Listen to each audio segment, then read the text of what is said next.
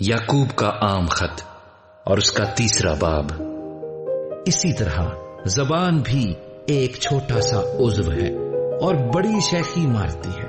دیکھو تھوڑی سی آگ سے کتنے بڑے جنگل میں آگ لگ جاتی ہے۔ زبان بھی ایک آگ ہے۔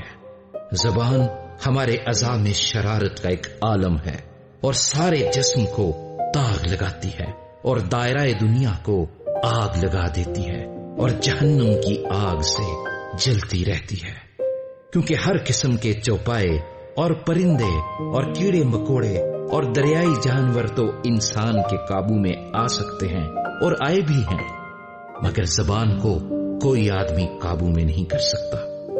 وہ ایک بلا ہے جو کبھی رکتی ہی نہیں، زہر قاتل سے بھری ہوئی ہے۔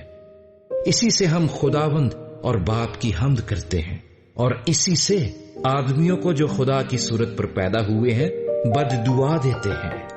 ایک ہی منہ سے مبارکباد اور بد دعا نکلتی ہے۔